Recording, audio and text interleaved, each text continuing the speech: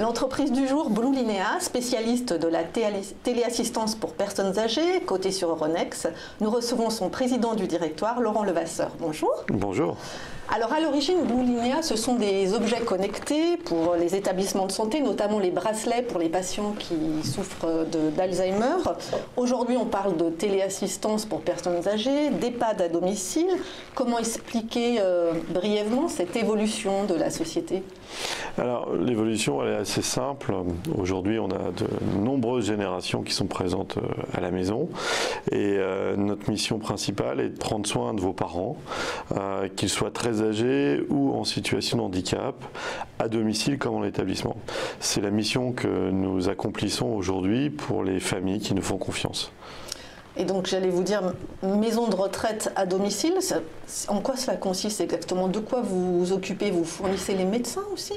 Alors cette année, c'est la première année où nous communiquons sur le fait que nous avons 3 pôles au sein de notre équipe.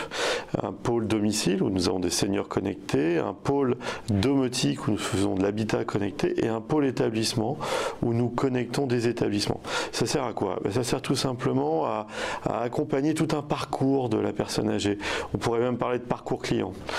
Concrètement, vous retrouvez la moitié des personnes âgées qui sont aux urgences dans l'établissement, c'est suite à une chute. Et puis après, il y a tout un protocole qui se suit.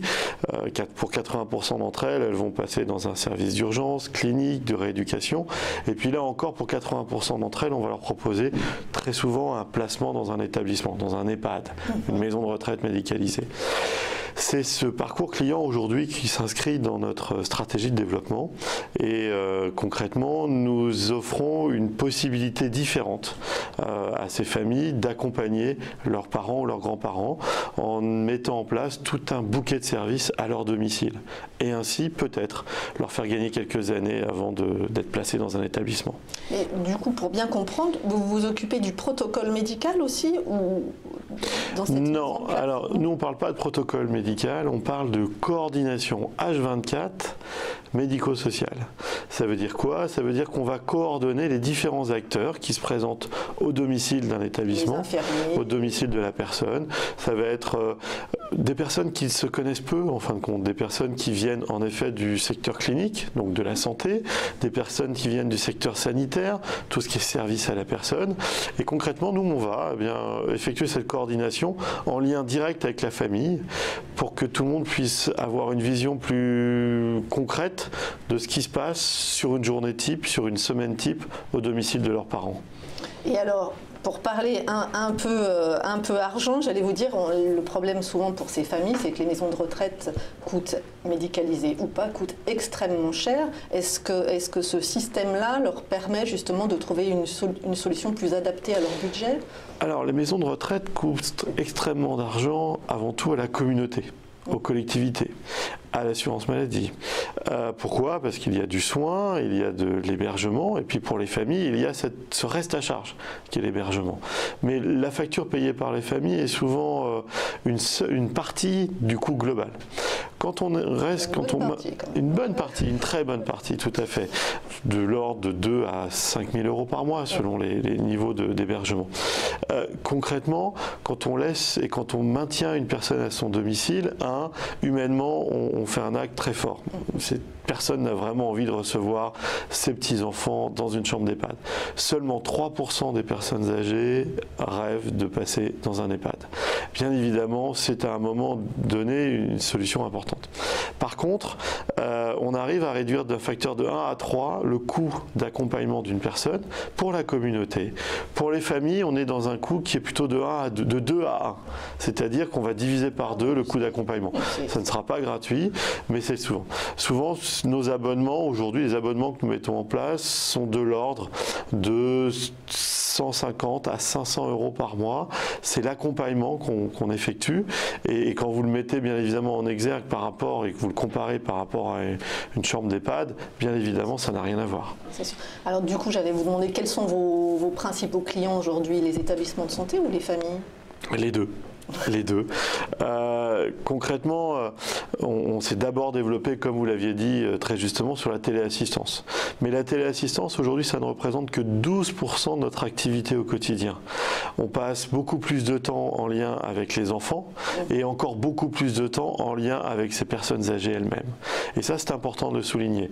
L'accompagnement est avant tout un accompagnement de réconfort, un accompagnement d'information, d'éducation thérapeutique, comment se comporter avec son papa qui est Alzheimer. Tout ça, ce sont des conseils et de l'accompagnement que nous effectuons. Et puis, ces familles qui nous font confiance, qui sont plus de 25 000 aujourd'hui, eh bien, on a trouvé une résonance aussi dans les établissements, avec les soignants.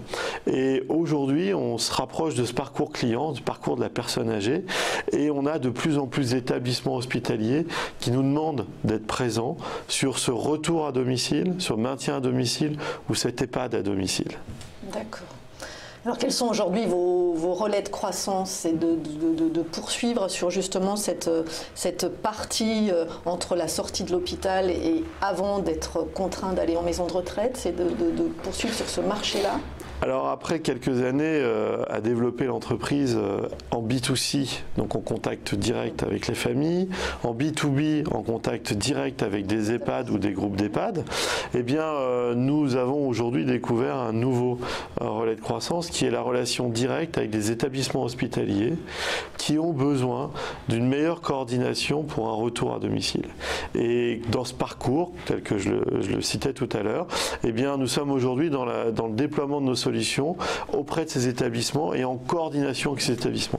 Et là, le champ des possibles nous apparaît encore assez important. Tout en gardant votre taille actuelle. Alors, oui, ça c'est l'enjeu.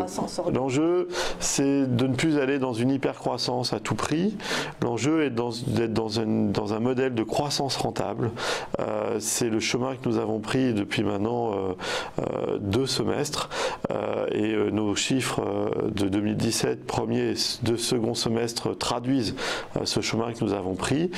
Nous espérons, avant la fin de l'année, pouvoir aussi afficher ou un deuxième semestre rentable ou un exercice rentable, mais il est temps que cette entreprise devienne rentable. Pourquoi? Parce que ça va nous permettre ainsi d'avoir une capacité de développement plus importante. Aujourd'hui, nous ne sommes plus une start-up, nous ne sommes plus là pour nous restructurer, nous sommes là désormais pour nous déployer.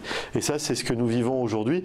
Donc arriver avec notre équipe actuelle, qui a été optimisée, à nous déployer plus largement par l'intermédiaire de partenariats ou de déploiements qui font que ce n'est pas simplement le nombre de recrutements qui vous permet d'augmenter votre chiffre d'affaires. Désormais, c'est plutôt déployer plus largement nos partenariats. Donc on continue sur les chiffres avec un mot sur votre parcours boursier. L'action baisse évidemment depuis le début de l'année, mais comme la plupart des valeurs santé sur Euronext Growth, qui est en fait l'ancienne Alternext, quel message souhaitez-vous faire passer à vos actionnaires aujourd'hui? Alors nous avons 2 types d'actionnaires. Nous avons des actionnaires qui sont dits expérimentés, donc qui sont des fonds. Bien évidemment, il y a eu la mise en place de nouvelles réglementations avec MiFID II, les analyses qui doivent être publiées, ce genre d'éléments. Donc ce qui peut-être sous-entend le parcours que que nous constatons. Et puis nous avons un petit peu de flottant qui est présent avec là aussi plutôt des particuliers qui investissent. Concrètement, à 40%, non? Oui, tout à fait. Concrètement, ce que nous constatons et ce que nous avons communiqué beaucoup moins que les autres années, parce que nous sommes vraiment dans la réalisation et nos communications aujourd'hui sont plus liées à des points d'étape forts par rapport à nos déploiements. Donc nous sommes au travail, nous sommes confiants. La mise en place de notre stratégie de développement est aujourd'hui avérée. Voilà, les actionnaires qui nous feront confiance pourront très certainement constater dans quelques mois le bien-être ou le bien établi à être présent dans nos actionnaires. C'est tout ce qu'on vous souhaite et qu'on leur souhaite. Merci Laurent Levasseur, président du directoire de Blue Linea.